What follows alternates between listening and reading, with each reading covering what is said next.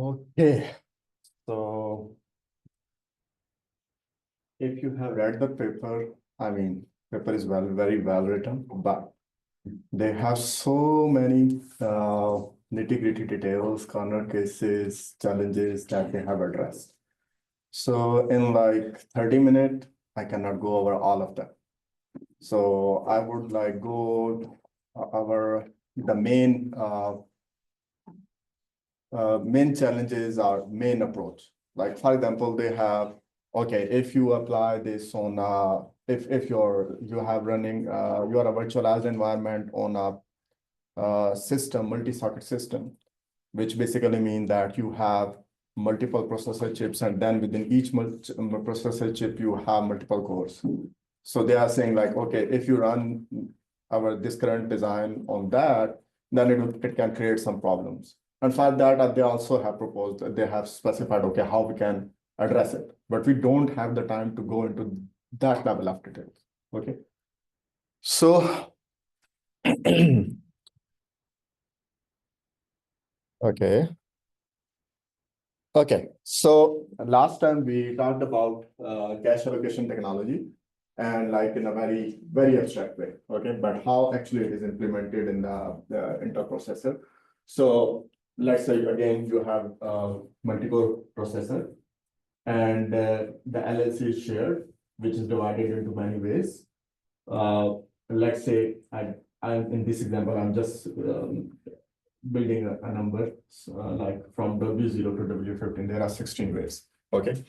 So then what they do is that in the processor, they provide you the 4 register. Remember, they said that under CAT, you can support up to 4 class of services, right? So for each class of service, they provide one separate special purpose register.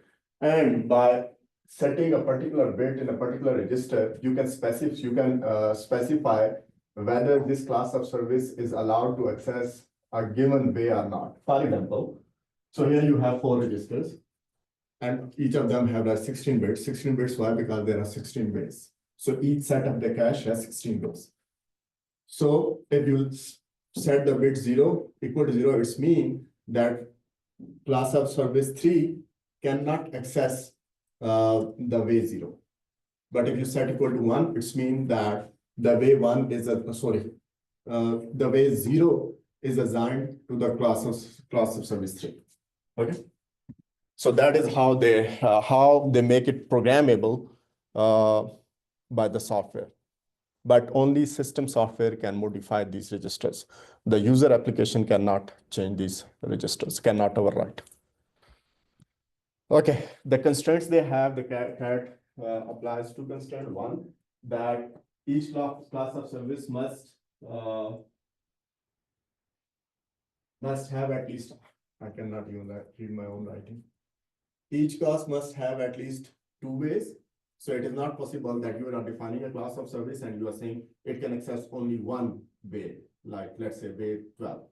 No, at least it should have 2. And all the ways which are assigned to a particular class of service, they must be contiguous to each other. Like you cannot have assign W0 and W10 to a class. No, you can assign W0 or W1, or you can assign W10 and W11.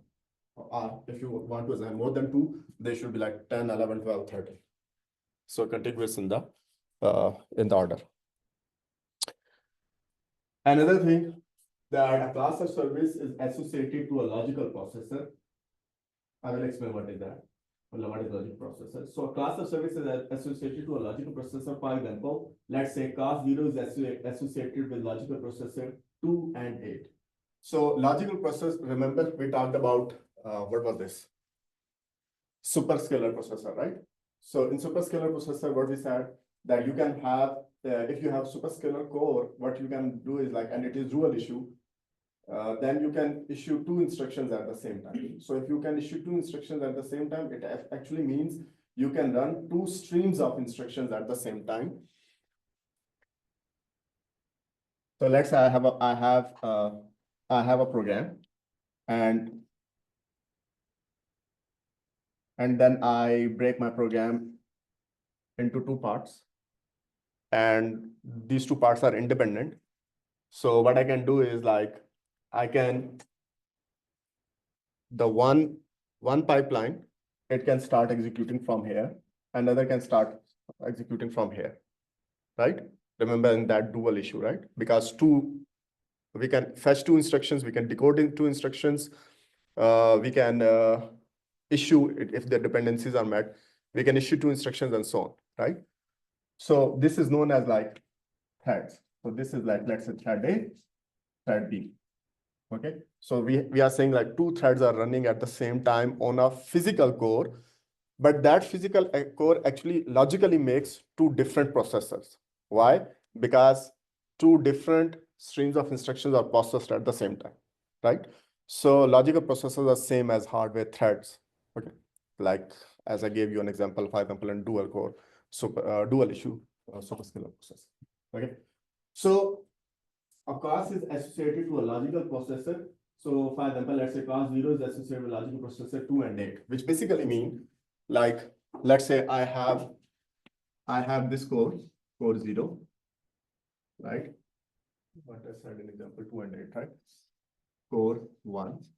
So here it will have two logical processors because it is dual issue, remember? So it can have the logical processor 0, logical processor 1. It will have logical processor 2, logical processor 3, and we will have 8. Another core here, I think core 4, right? Core 4.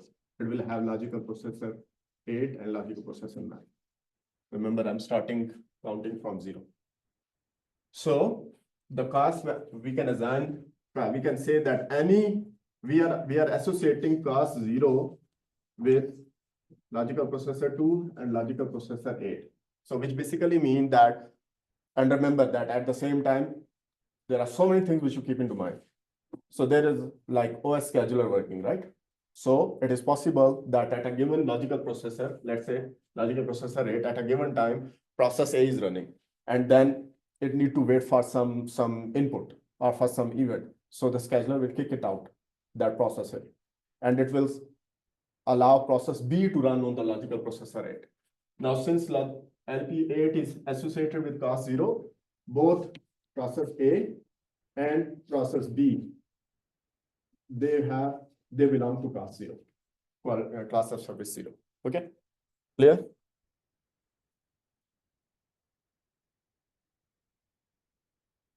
So logical processor is the hardware thread, and all processes running on a logical processor share the same cost, which I have just explained, like process A, process B. Similarly, if there is, let's say there were some other processes which were running over the time, like they were running on LP2, let's say process X and Y on LP2, they will also belong to the same cost, the same class of service. Okay. Any questions? Okay, so that was like how CAT works.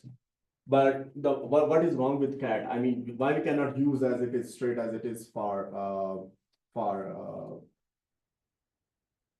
achieving or implementing the secure partitioning of the LLC, right? So here is an example. Like, let's say you have LLC, you have 4 cores, and you have 4 virtual machines running on 4 cores. So you partition the LLC, one partition each for one for each core, right? But this will work, but this is not scalable. Not scalable mean because here you can have at most only 4 secure partitions. Now in actual cloud computing or cloud environment, you have a much larger number of virtual machines running on the same processor, okay, multi-core processor. So if let's say you have 64-core processor, and you can only have only 4 secure partitions, then it means the other 60 virtual machines, they will have to slow down or wait, or there should be some mechanism which will degrade the performance. Okay, even not degrade the performance, you cannot achieve the security because they don't have their own secure partitions in the LLC, right? So this is one problem, and the second problem is that performance degradation.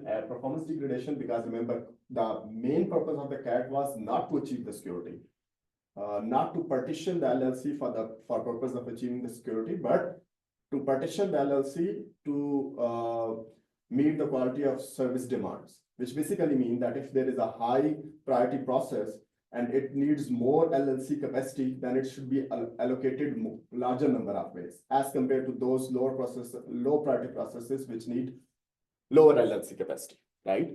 But it is possible that dynamically, like the virtual machines, the LLC requirement of the virtual machines which you are running, it change over the time. So if it change over the time, then you need to, how to say, you need to resize their size of the number of ways which are allocated to them.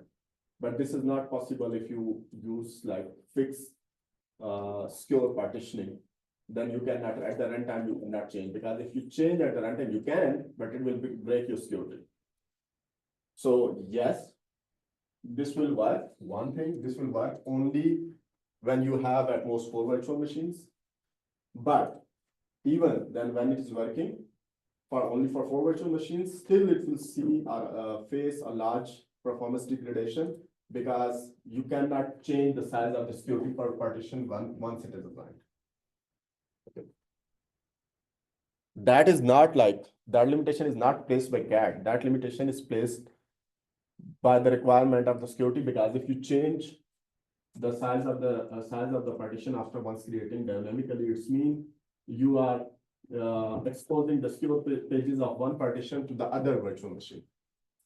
So if you have read the paper, you may have an idea what I mean by secure pages. Okay. Okay.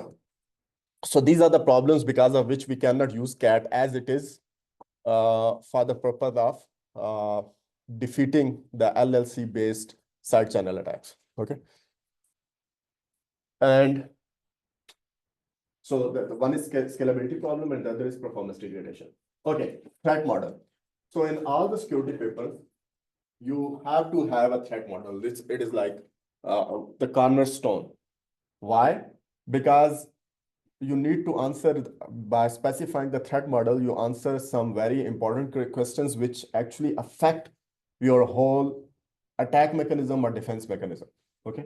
What are those questions? For example, what components doesn't matter whether it is an attack or it is a defense paper, doesn't matter. But you need to answer these questions like, for example, what components of the system we are considering as trusted, so we can trust them. And what components we are considering as not trustable, if they are not trusted. What are the capabilities of the attacker? What is the goal of the attacker? So having capability and goal are different, like mean you have already some capabilities and you want to use them to launch an attack. And what are the assumptions about the victim? And also, what is the goal of the defense mechanism? So for example, in the context of this paper, these are the answers for these questions. So first, each virtual machine is a trust domain. So basically, which means that the operating system and the applications which are running the guest operating system and the applications which are running within a VM, they are trusted.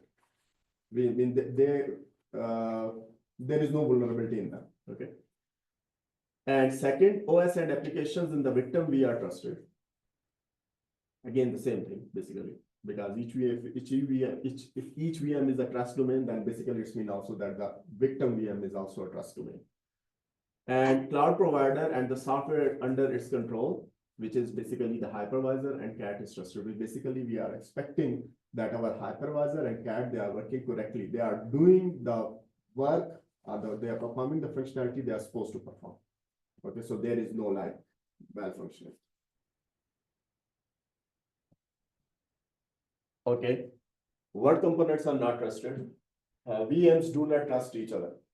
So the applications running in a VM, they trust the guest operating system of that VM. Guest operating system of that VM trusts the applications running in that particular VM. But one VM doesn't trust the other VM. So there is no trust across VM, multiple VMs. And what are the capabilities of attacker? Attacker owns a VM having complete control of its OS and application. Okay. What is the goal of the attacker? So the attacker by controlling a virtual machine, its application and OS, the attacker want to launch the LLC-based cross-VM attack for stealing secrets. So for example, flush plus reload or prime plus probe. Okay. And what are the assumptions about victim? That victim VM is co-resident with the attacker's VM. Co-resident means they are running on the same machine. Okay. But if they are running on two different machines which are connected through the network, then this defense may not work. So this defense is not designed for that situation. So what is the goal of the defense mechanism? Multiple. First, they want to ensure that running a VM on cloud is as secure as running it on a private machine. So you want to provide same level of security. And the defense mechanism, it can be applied on commodity hardware. You don't need to design a special chip or special, ASIC to implement it. And scalable defense basically means that just like CAT, it is not limited to 4 virtual machines. It can work for a much larger number of virtual machines without incurring significant performance degradation. And the defense does not increase risk of denial of service attack. So denial of service attack is basically the case where maybe the attacker is not stealing any information or secret from the victim, but it is only creating a scenario which leads to slowdown of execution of the victim. Okay. Yeah. So for the assumption about the victim, you said like the victim, if it's not co-resident, then the defense wouldn't work, but would the attack also not work since I thought that relied on a shared LLC? So if they're like on the same network but a different machine, would this attack? So it is more, I think the more correct wording to say that considering the situation where victim is not co-resident with the attacker is not in the scope of the paper. They haven't addressed that situation. So they are assuming that both the attack happens only when victim is co-resident with the attacker, and their defense is also designed for that particular situation. If the attack is launched on an environment with different VMs running at the same time, the attack is going to affect only one victim? Say it again, sorry. If the attack is launched on an environment with different VMs running at the same time, okay, the attack is going to affect all of the VMs or only the victim that the attacker selected? Okay, so it depends. Like keep in your mind the flush plus reload. So flush plus reload is an attack which you can launch in a virtualized environment, right? Now for that, to answer your question, whether the attack will affect all the other VMs or only the victim.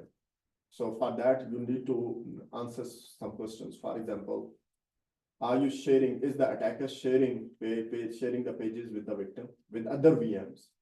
If it is sharing pages with multiple other VMs, it can affect multiple of them.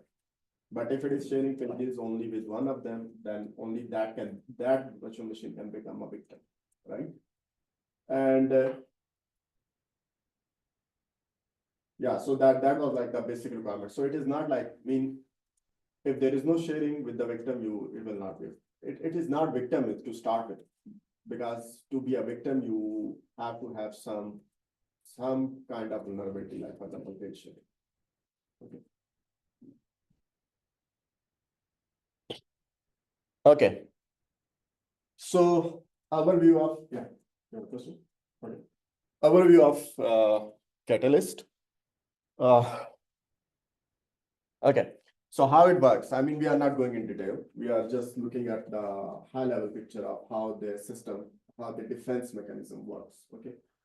So first what they do is their hypervisor or VMM, what it does is that it reserves at the boot time, when they boot the system. So VMM reserves a pool of secure contiguous frames in the memory, physical memory. One thing which I found problematic with the paper, I don't know, they are using the terminology of page and frames in a confusing way. Like frame is basically used, the word frame is used to refer to the physical memory, and pages are used to refer to the virtual memory, but they are saying page frames, which is kind of confusing. So here in this discussion, when I say frame, so it's mean physical memory, okay? 4 kilobyte chunk, continuous chunk of physical memory. So at the boot time, VMM reserves a pool of contiguous frames, and they are like designated as secure frames, okay? So they cannot be, then VMM will be responsible for managing these frames, okay? Then this is one thing which is done at the boot time. Second thing is that VMM actually partitions the LLC at boot time, and it reserves, you can reserve more than two, but let's say in this example, I'm reserving, the VMM is reserving only 2 ways, okay, from the LLC, and these 2 ways, they will be reserved to build the secure class of service, okay. And all other ways, they can be allocated to other class of services which are treated as non-secure, unsecure, okay. And then the third thing what the VMM does at boot time is that once it partitions, it loads these secure pages from the memory, secure frame, sorry, from the memory into the secure partition of the LLC. Okay. And so these are the things which your hypervisor does at the boot time. Then at the launch time of the virtual machines. So when you want to launch a virtual machine on that physical platform, so what happens that at the launch time, your virtual machine requests the VMM to allocate secure pages. Like you can say, okay, give me chunk of 14 pages. Okay, so they will be allocated. So out of these pages which are already loaded here, so your requested number of pages will be reserved for you. Okay, so they will be now not allocated to any other virtual machine. Okay, and also when a virtual machine terminates, it sends a request to deallocate the secure pages which were allocated to it at the launch at its launch time. So then when they are deallocated, then VMM knows that now they are free, they are not allocated to any other virtual machine. Okay. And this another thing is, like now we know that each virtual machine has its own guest operating system on top of which the applications are running, right?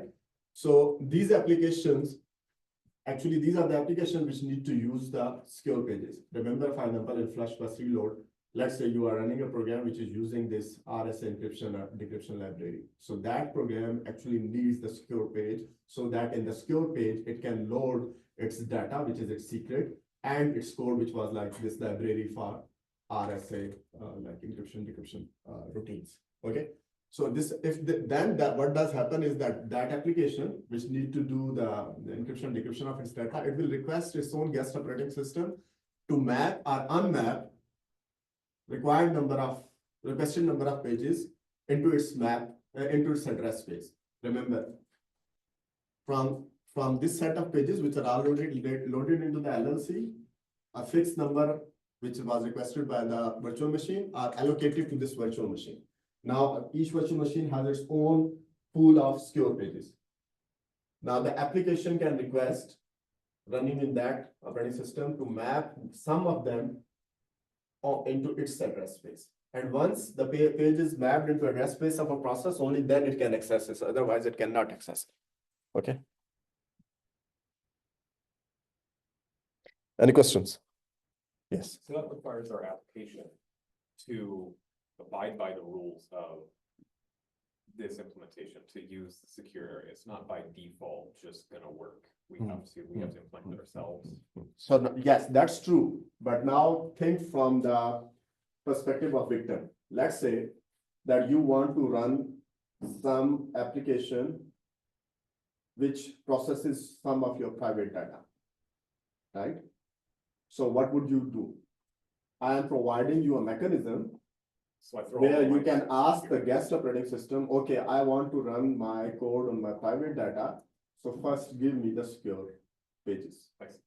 But if you don't do that, then you are saying, okay, I don't want to use your defense mechanism. This is what you are saying, right? Okay.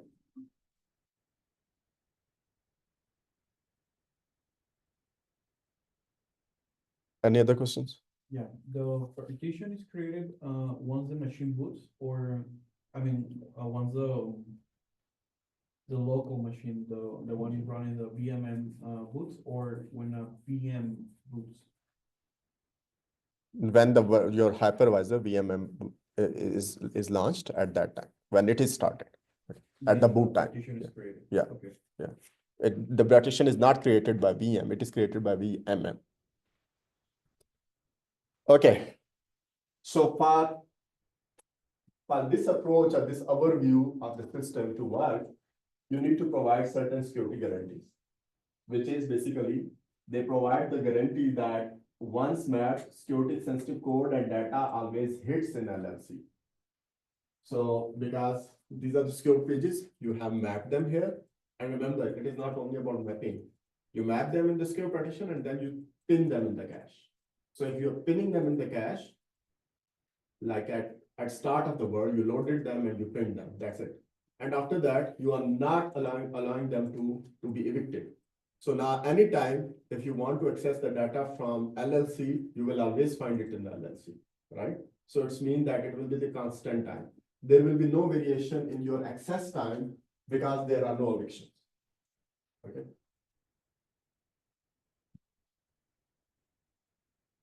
So these security guarantees should be maintained during whole operation of the system. There should be no situation, no use case where these security guarantees are broken. Okay, otherwise then this defense will not work.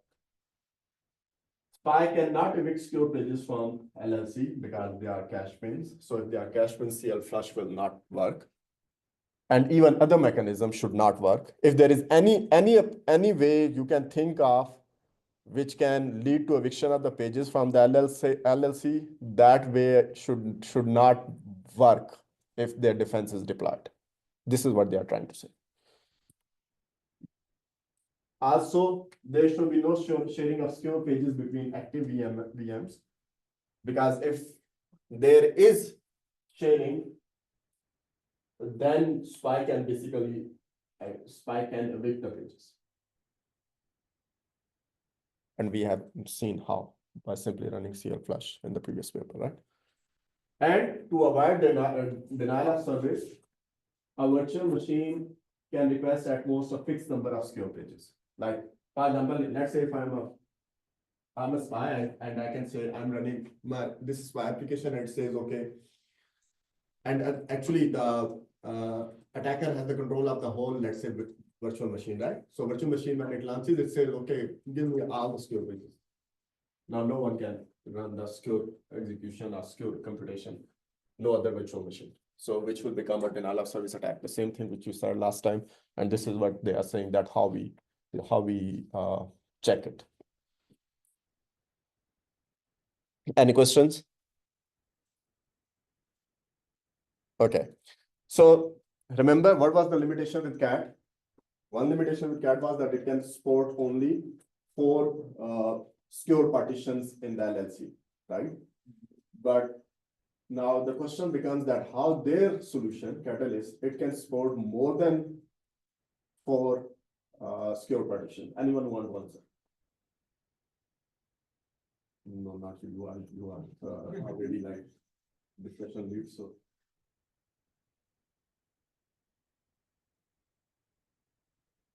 Yeah. Divided into secure and non-secure pages.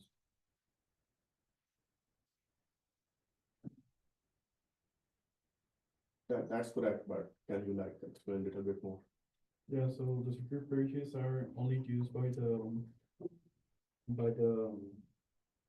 VM that requests it, and then everything else is used by everybody. Yes.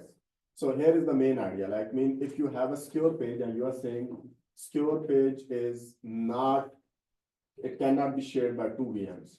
So if it cannot be shared by 2 VMs, so it is same thing as you are saying one secure page is just like one secure partition, and it cannot be shared between two VMs, right?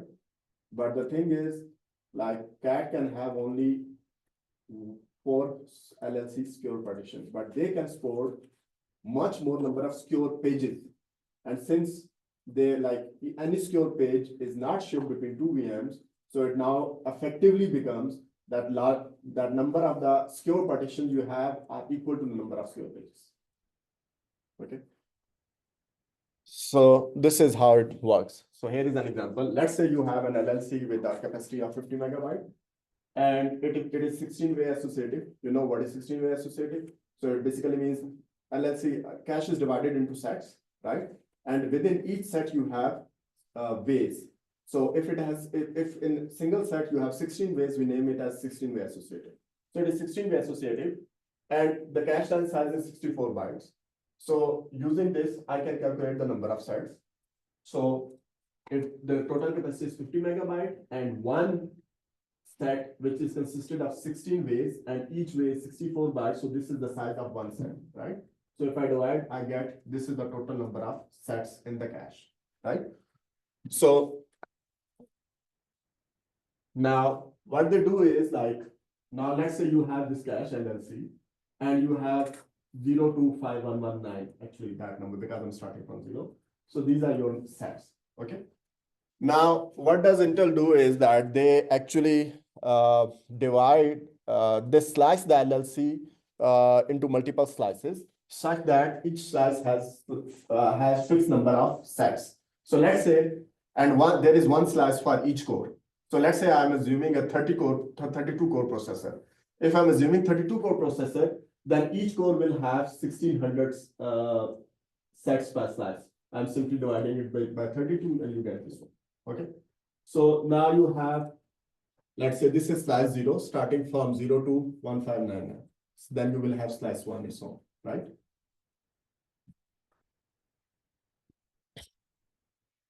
Now, let's say this is way 0 of this particular slice. So remember, way is like the whole first column of all the sets within the slice, right? Now, what is the capacity? What is the size of this one way? W0, it is 102400. How many in one way, in this particular one way, how many sets are there in one way? 1600, right? Like you can go count 1600, and within each way you can have 64 bytes. So 1600 times 64, 102400. Okay. So you have this much size of one single way, right? So size of one way is this one. And if you divide it with the size of one page, the typical size of a page is 4 kilobyte. So if you divide it by 4 kilobyte, you will get 25. So basically it means that in this way 0, you can store 25 4 kilobyte pages. Each page is a 4 kilobyte and you can store 25. So it has capacity of 25 4 kilobyte pages. But remember, CAT says that in one partition, you have to have at least 2 ways, right? So if we have 2 ways, then capacity of 2 ways is 50 pages, right? 4 kilobyte pages. Now, it means that if I have a secure partition of W0 and W1, it means I will have secure pages in the partition of 50. And remember, I said that one slice is assigned to each processor. So there will be 32 slices. Slice 0 is assigned to core 0. So it's mean that there are 50 secure pages per core assigned to per core, right? Capacity of 50 secure pages. Now let's say that there are over the time that one particular core is shared by 10 different VMs on average over the time. So it's mean that if that is the case, then it means that we can assign 5 secure pages to per virtual machine running on the same core, 50 divided by 10.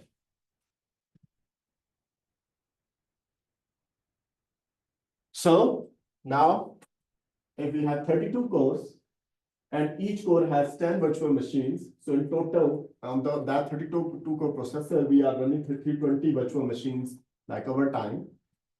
And then each will have its own 5 secure pages, each virtual machine. So it's basically mean that secure cache, which is basically the secure cache partition for each VM. So because remember, those five secure pages which I have assigned to one particular virtual machine, they will not be shared with anyone else. So it makes those 5 pages make the secure partition for that particular virtual machine. So basically here what I'm saying that we have 320 secure partitions, much more than 4 partitions of the which are supported by CAT. Okay.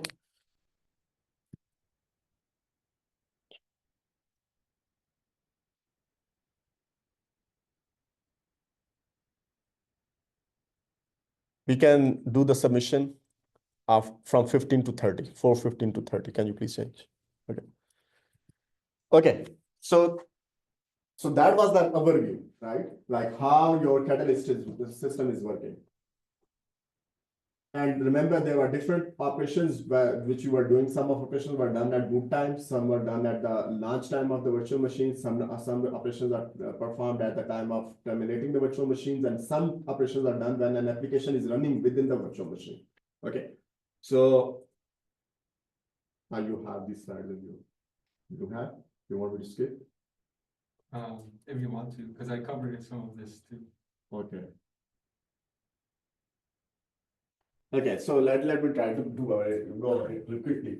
So you have this, you have just programmed the registers, okay? And here you are saying that class 3, it can use, only this can use 1. So these 2 are only your secure ways, and only class 3 can use. No one else can use it. Class of service 3, right? And then only you allow your pre-page preloading routine to run at a level of class 3. Class of service 3. Okay. So this page preloading routine, it is run at the boot time. Okay. And this is like pseudocode. Let me go over it like in steps. So first, this page preloading routine, it disables the local interrupts. Why? Because if you don't disable the local interrupts and your routine is running, and in the meantime, when an interrupt happens, then what will happen that your interrupt handling routine, it will also run at the same level. Like if it was running at, let's say class 3, and interrupt happens, then interrupt will also run at class 3. As a result, what will happen that your interrupt handling routine may upload some pages into the secure partition, which it should not, because interrupt handling routine, in this way, it will pollute it, right? So that's why you have to disable the interrupts. Then you perform what was C? Since the only running logic processor boot time is set to cause C. I forgot what was C. Anyone who can remind me? It's the code that loads a secure page. Access the code, right? So yeah. So actually here now you are accessing the code which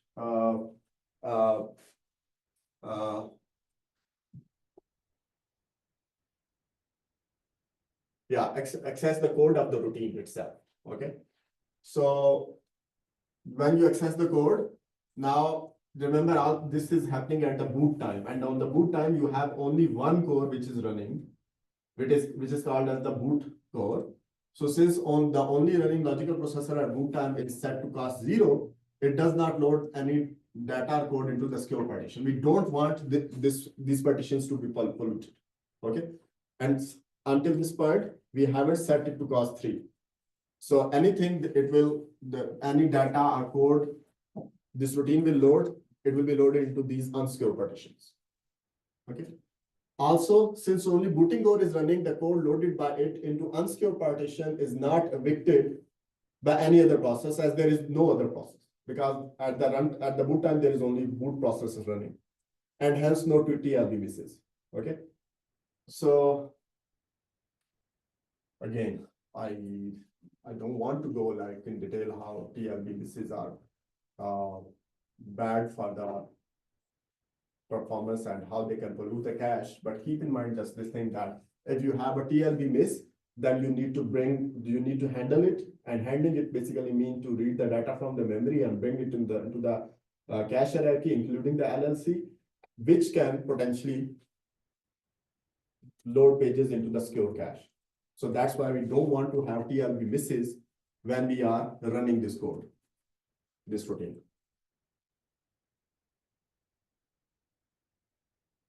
Then after that, you access one word in the page which you want to load, secure page, which you want to load from memory into this base of the LLC. Why we access one page? Because so that to cache page table entry in TLB, because you first have to look into the page table, and once you read the page table, just like when you read the data, you put the data in cache. Similarly, when you read a page table entry, you cache it in the TLB for speedy access in future. So, and which avoids future TLB misses for the same page. TLB misses are bad thing. We don't want them because they degrade the performance. And then we set the current logical processor to class 3. So, and then we so now the routine will be run at class 3. And after that, what you do is that you will first see a flush P. You will flush the whole page. Why you are flushing? Because if there is any content of that page in an unsecure LLC partition, for example, here, you want it to be flushed. So you want to make sure that all the data of the P is located only in secure partition. So you first flush all of it, and then you access P, the whole, all data blocks in P. Remember, P is 4 kilobyte, and the cache line granularity is 64 byte.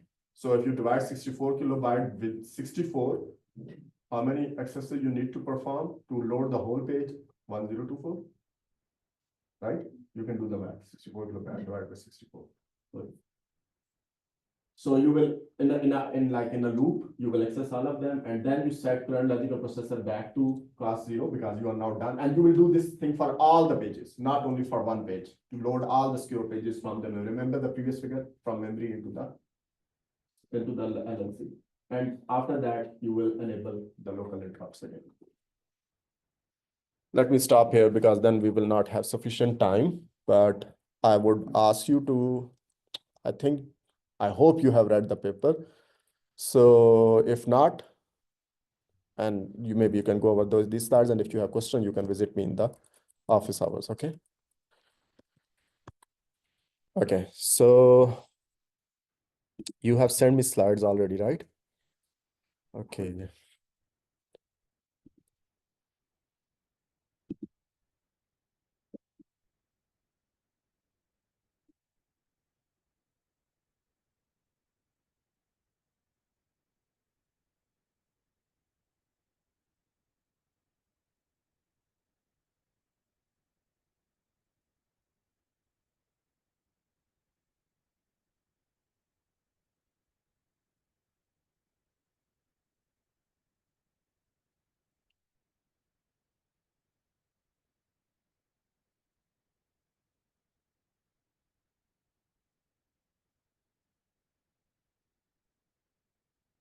It's still in progress, right?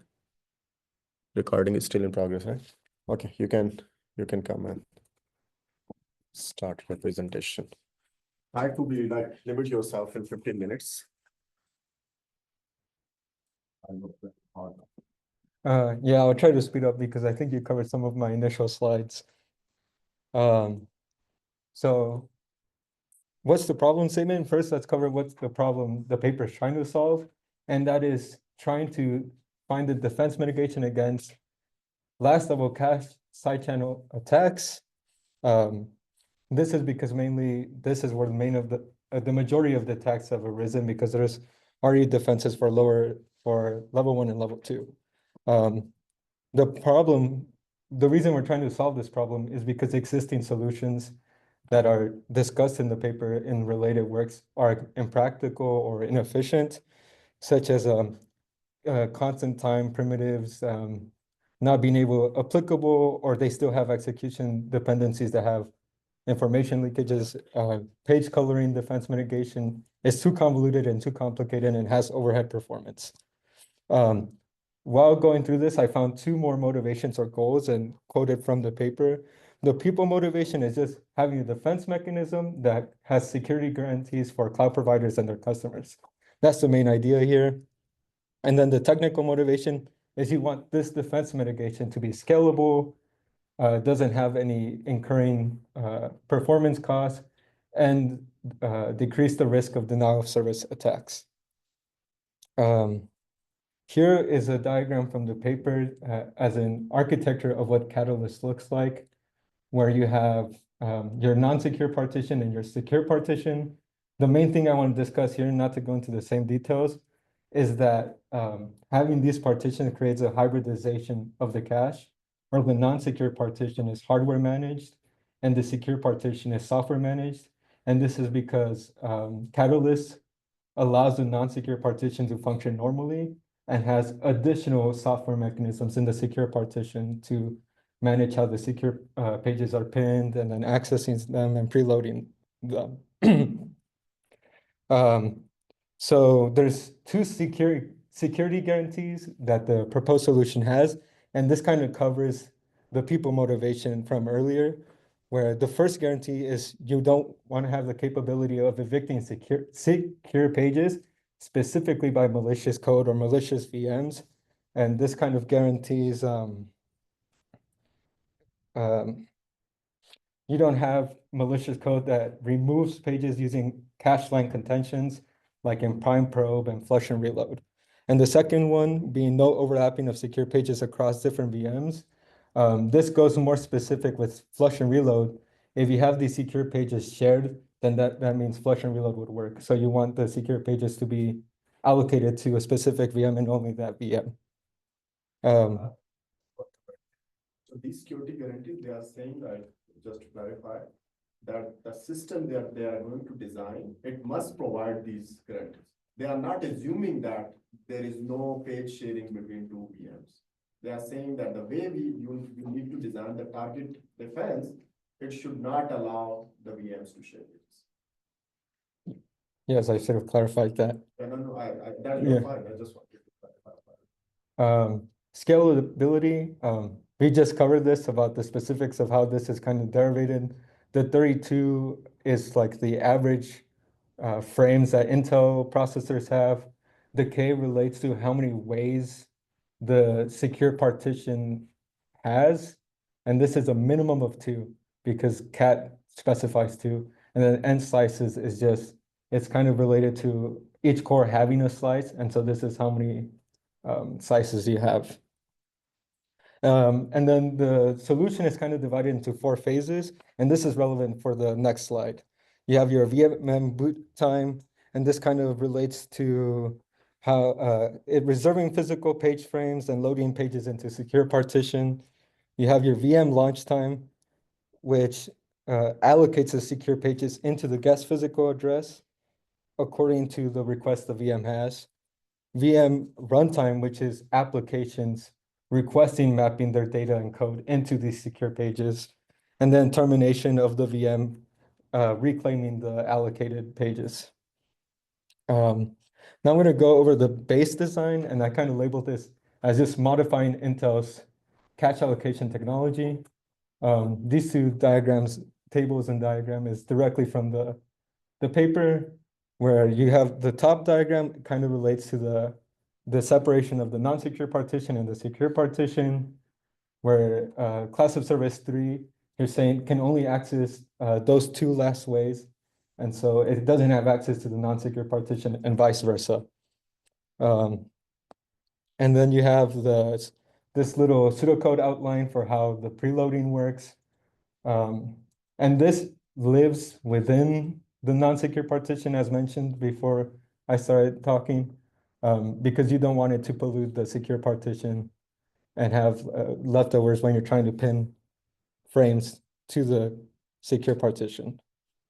The next part, oh, sorry, I should specify. This is, in terms of the phases I mentioned, this is VMM boot time. This next diagrams is, I'm combining VMM initiation and terminations because they kind of do the same thing, but in reverse. So in the table below where you have the hypercalls are the calls that the guest operating system of the VM makes to request allocation of secure pages and releasing these allocations when it's terminated.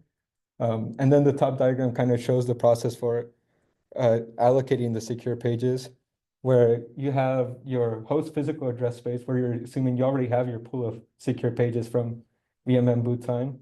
And then you have your guest address space, just mapping to its normal address space. And you use the extended page table to say, repoint my guest physical address space to the secure pages. And that's what the right is saying, that once you say, hey, I want to request two secure frames, then it selects two frames to map to. And then you do the inverse when you're terminating.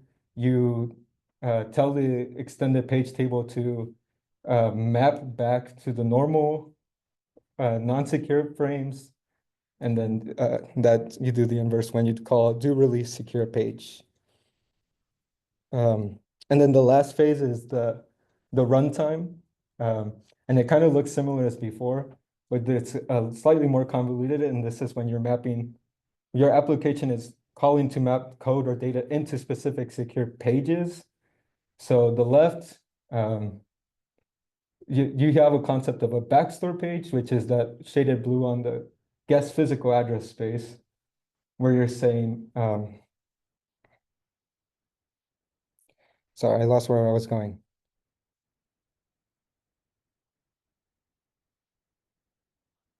Right, so the application uses system features like mlock and setting flags to lock this page to say, lock this page so that no other process can access it or evict it. And you want to copy the content of this page into a secure page, the non-secure page into a secure page. And so that's transitioning from A to B. And then once you copy it, you want to tell the page table entry to redirect the mapping of the virtual address to the physical address from the non-secure backstore page to the secure page. And then you also want to have some global data structure to store these backstore pages, because once you unmap, you want to do the inverse, where you tell the system, lock the secure page, copy the contents to the backstore page, point the page, and then release the content of the secure page. And then the table shows the two system calls that are used to do this. Now I'm going to talk about the main evaluation, and I didn't include the specifics of the environment because most of it I didn't think was necessary, but two things I want to note about it is that the LLC size is 20 megabytes, which means the secure partition can support up to 512 secure pages. And the other thing is that the server has only one socket, and this is relevant because they mentioned there's issues with multi-sockets, which I'll get back to later. And also, they run their experiments on two types of applications, legacy applications and security-sensitive applications, which is like doing the AES encryption and decryption.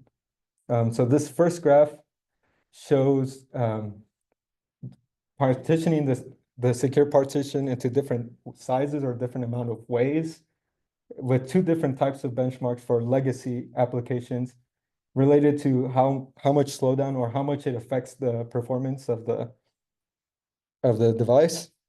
Because I thought this was relevant because it shows that in contrary belief, where if you give more size to the secure partition, you'd think it'd go faster, but that's not true in this case. The reason being, the more size you give the secure partition, the less size you give to the unsecure partition, which is hardware managed, and things start running slower. Although it gets slower when you increase the size, it's still the average from quartile 2 and quartile 3 of the box plot stays below 10% slowdown, which is not 100% negligible, but it's still a vast improvement from the other solutions, with spec benchmarking with the highs at being like the edge case of high being 40% slowdown. For secure security sensitive applications, you have these two tables. Where the first table is the time taken for AES encryption for different sizes of the buffer. And the important thing to note here is the line between 50 kilobyte and 500 kilobyte buffer size, where you have a high slowdown percent. Buffer size? Like which buffer? The table look aside buffer, I think, if I'm remembering correctly. So Yeah. what is it that I- so Yeah. that's- Yeah, So is it like TLB size or is it something else? I think it's TLB size because But why TLB size is important? They are not, it is not, TLB is not part of their design. no, hold on. Yeah, you're right. Did I forget to write it? I'm not 100% sure what buffer size refers Are to. they talking about? Okay, let's not make the wrong assumptions. Yeah, because Is it? It is not secure partition size, right? no, not secure partition size. Because the AES encryption is done in a 5 kilobyte file, and the file I think is stored like in the no. I don't want to make wrong assumptions and confuse. I'll look into it later because I have forgotten. But the important distinction here is that when you increase the buffer size from 50 kilobytes to 500 kilobytes, you get an improvement of having your slowdown less than 1%. And this is important because this performance cost is negligible when it's below 1%, meaning that it rarely affects the system performance. This table is for parsec or this is for spec or for all?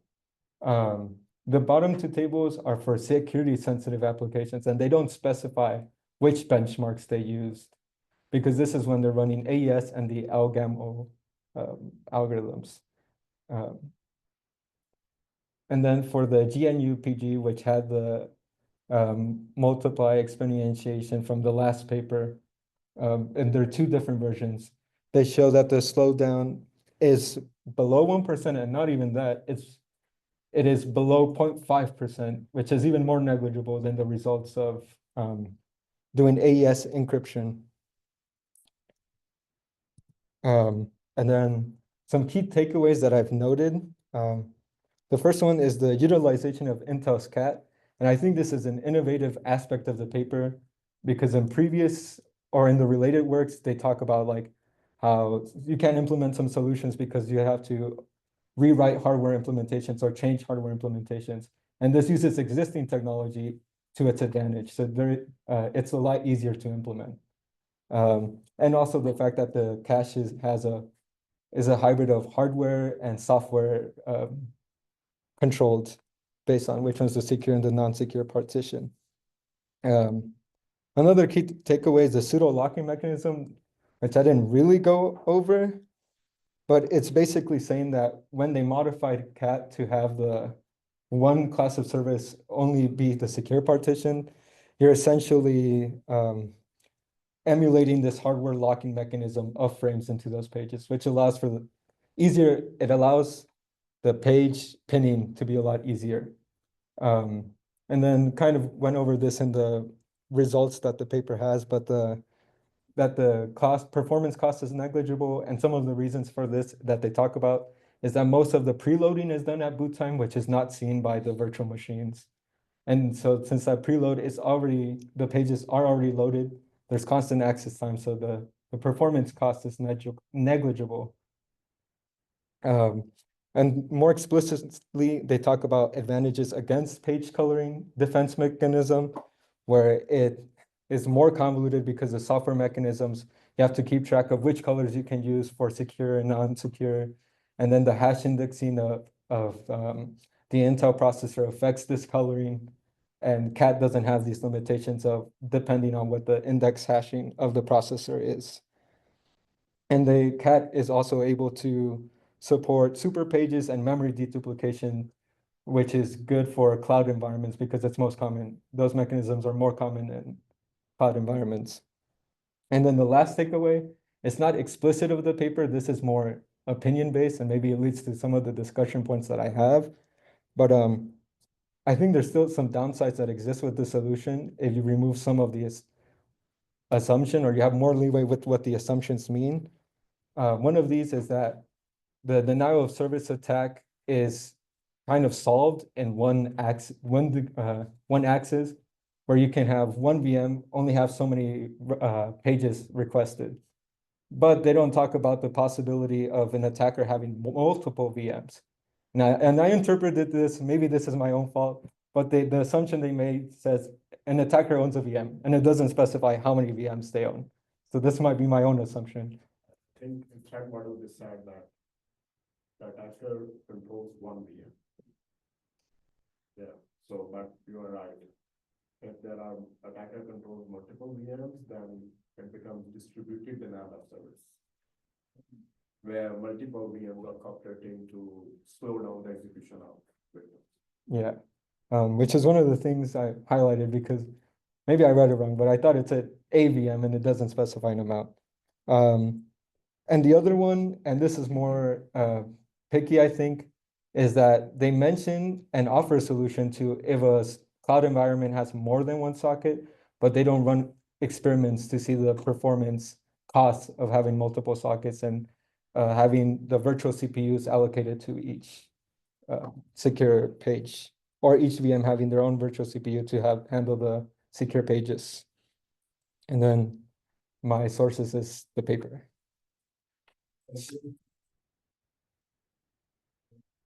For taking questions or discussions, so here is my feedback.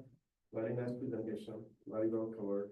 And especially, I mean, as I said, I was not able to read the whole paper. I was not able to read the evaluation, but that is the advantage of having other people to present, so that maybe they have observed and they have learned what I have not. So, for example, your critical discussion, your criticism that they have not considered the distributed denial of service. They have not also evaluated their design, although they have mentioned that how they can address the problem of multi-socket system, but I haven't read the evaluation, and you are saying that they have not evaluated it there. Yeah, so that is also a good thing. One more, your presentation as compared to last one, or your slides are improved. Last time I think I mentioned that put small amount of text, more figures, and use bullets on points only that write your discussion or the presentation. This is what you have done. So good job. Okay, so do you have questions, or do you have some discussion points, or? Yeah. Okay, let's do like this. You can raise one discussion point, and then I can raise one, because I also have some questions that I would like to everyone to participate. So I wrote several, and I want to. One more thing. So for everyone else, I would say like, okay, take this like as a sample presentation, and it will be unfair to the students who are like doing good presentation and not only preparing the slides, but also in presenting the slides. They are doing good job. If I give everyone almost the same score as them.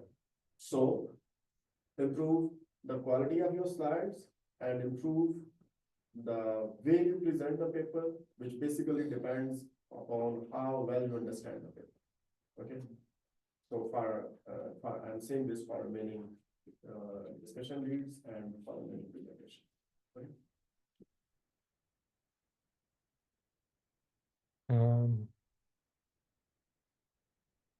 I think one point I want to bring in, this is me just thinking weirdly, is that the solution is presented kind of statically in their design, where at BMM time, you're saying the secure partition has this many ways, and the non-secure partition has this many ways.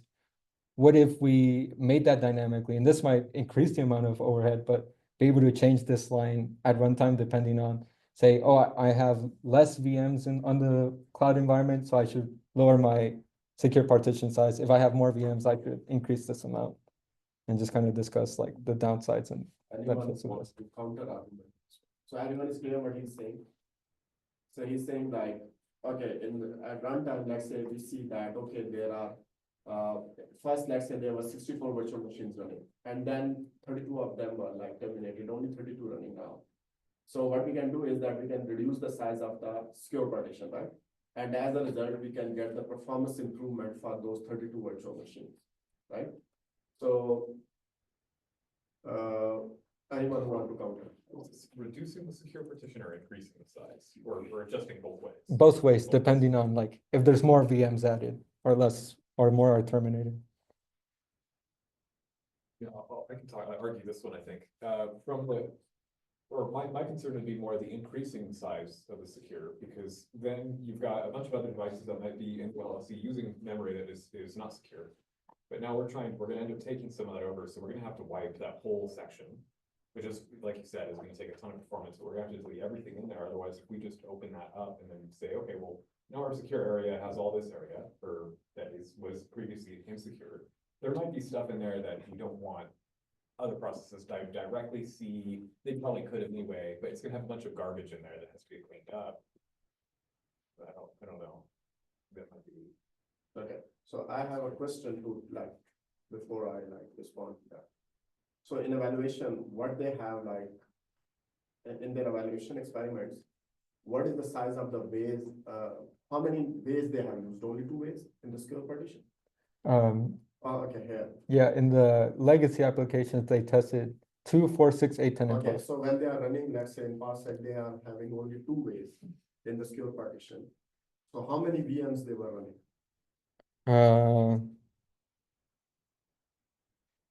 Only 2? right? Yeah, I Like think so. all time.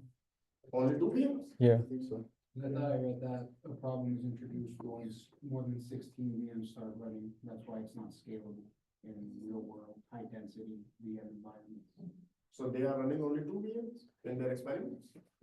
I don't remember. Are you sure? Because if they are running only 2 VMs, then I can use cat as it is. Why I need catalyst? It kills the whole motivation of the paper. I'm quickly scanning.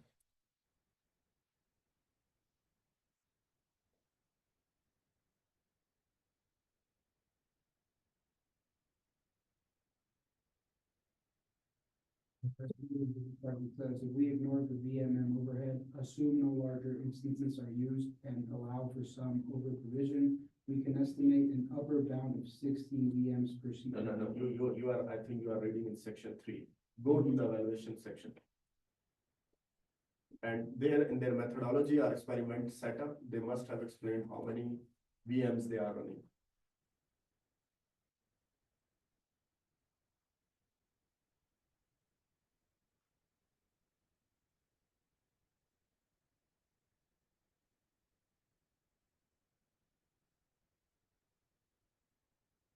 Okay, maybe we can move on.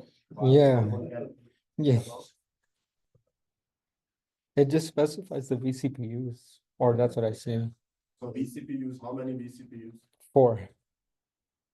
But how many virtual machines running on them? They don't. No. They just say how many pages the secure partition has, but not specifying how many VMs are running at once. So to like, as I said, I haven't read the evaluation section, but based on the design and understanding of the design, I think only a secure partition with only 2 ways, which is minimum, should be sufficient for running larger number of virtual machines. So let's say you have initially 64 and you are already using the minimum size. So if you have only 32 VMs, you are still using this. Same. So it doesn't, you don't need to scale it dynamically. Because you are already using the minimum which you can do. Right? Yes. Yeah. I'm trying to see if there's a counter to that. Like I was thinking that, but I'm trying to see if there's a. Okay, let's not make it a like dialogue. Yeah. Me and you, let's move to the next point. Well, you said you had another discussion point. Yeah, okay. Okay, I have a question. So how virtual machine and VMM both. So remember VMM, it has, it loads the secure pages from memory into the cache. And then guest operating system, which is like virtual machine, it requests the secure pages from the VMM. Now, how both VMM and VM keep track of their allocated or free pages? How do they know that, okay, if I'm going to allocate, let's say VMM is going to allocate this page to the virtual machine one, so how it knows that whether this page, particular page has already been allocated to some other virtual machine or not?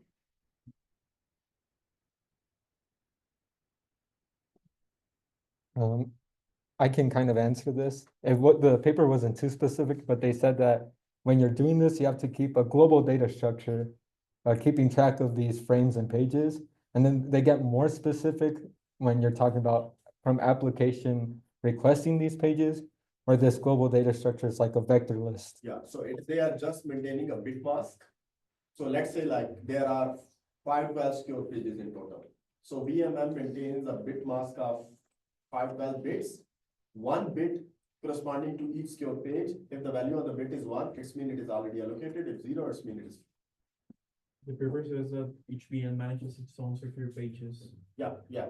So that is when one VM has said, okay, give me like, let's say 10 pages. Then it allocates these out of these 10 pages to its own applications running on that VM. But then it also needs to locally keep track of those 10 pages. Which one of them, let's say, I have allocated page 1 and 2 to application A. Now, if application B requests, I cannot not allocate 1 and 2 to the application B. But how I know that whether these pages are already allocated or not? By using bitmask. And that wasn't introduced, would that lead to potential cache pollution or race conditions within that VMM? Because it doesn't know who to allocate, and there would be cache pollution where you're trying to allocate the same page to two same VMs. That is what they don't want to do, allocate the same page to two different VMs. And that's why they are like maintaining track of both what pages have been allocated and which pages have been allocated to which. Yes. So I don't know if it's specified, but how did it determine how many, so if it allocates them like automatically, it's not like a fixed variable, how does it determine how many secure pages get allocated to that? And could an attacker process then like request a certain amount of pages? So like if it's like the victim is allocated 8 pages because it's running some process that needs those 8 pages or that extensive, is there information that the attacker could get by trying to request those pages and seeing where they become available? Could they say, oh, so it's going to be running something like this, or I'm not sure if they can gather any information on the victim process. So the attacker can, are you saying, is there a possibility that attacker can gather some information on how many number of pages are allocated? Or on what it's doing, like, so it can like, I'll ask for like page 1, and so I can give you page 1, I want page 2, all the way until it gets to page 9. And it's okay, so there's 8 already allocated to that machine. No, What is it? actually, okay, who want to answer this?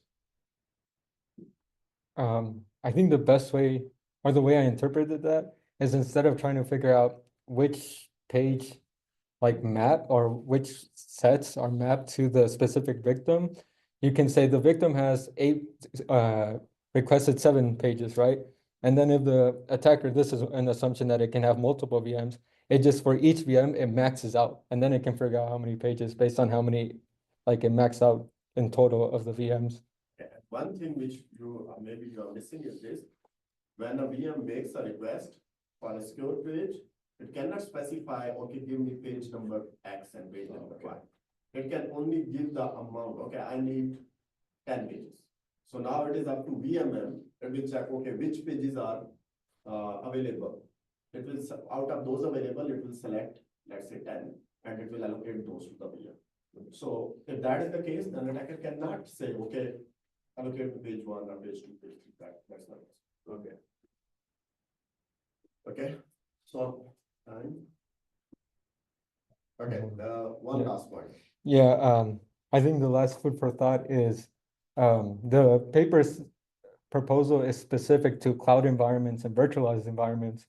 But in last week's paper, we covered like multiple processes attacks and a virtualized attacks. And what if would the same defense mechanism work if you applied it for different processors trying to attack each other instead of having VMs?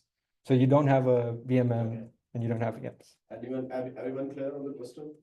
Will this defense work in the case where you launch a side channel attack in non-virtualized environment? Like you have your own local laptop, right? And you are running multiple processes.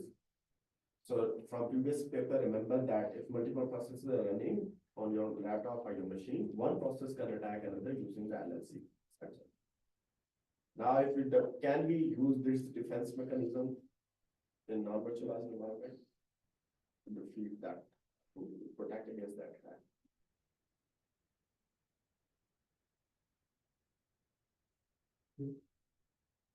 Explain.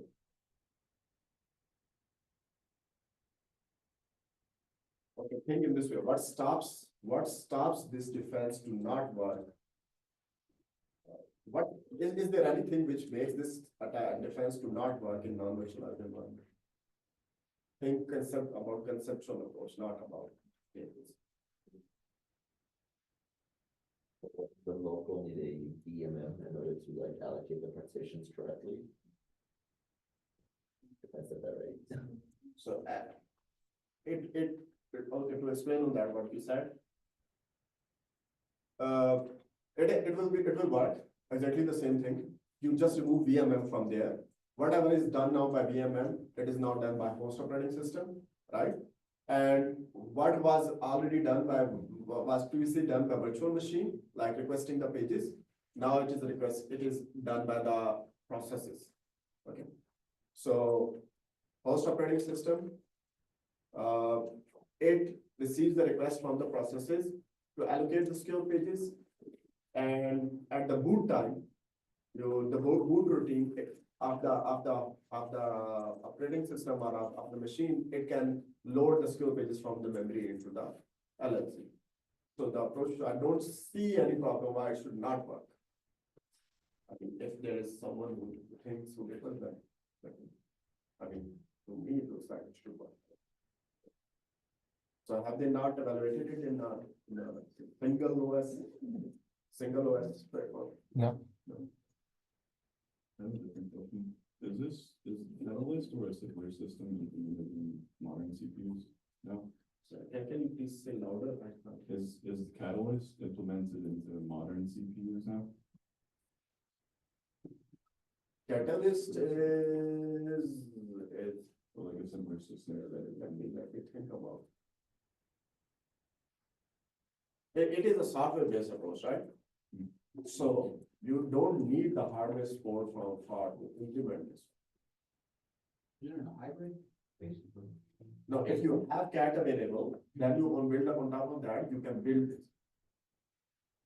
The hybridization comes from when you partition the non-secure and the secure. Yeah. You're saying the non-secure, the catalyst doesn't care about non-secure. That the normal OS or the machine can handle whatever it does with cache. The secure partition is what Catalyst has more software built for it to handle it. So that's why it's kind of hybrid. But their solution is, as they said, that their goal is to have a solution which can run on commodity hardware. So which basically means that solution is based on software. Yeah, we are. With the VM be a target, since we're getting the defenses of the VM. And the VM allocates all the sensitive data, not between them, but it flushes it out.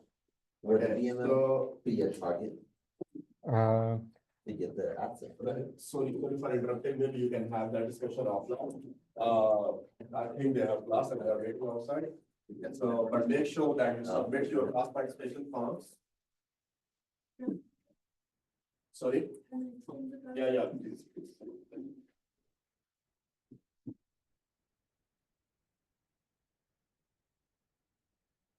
Okay, one quick question. How many of you think like, you will be, if I give you this assignment, you will be, I'm not going to give, I'm just asking. If I give you this assignment that to implement the flash bus reload attack, how many of you think you can do it? Like, maybe with some extra. Yeah. Some extra. With my current knowledge, definitely. Yeah. So I'm just asking this, like, maybe in the future offering of this course, I can ask students to. Yeah. To implement it. It would be A fun. simple version of it.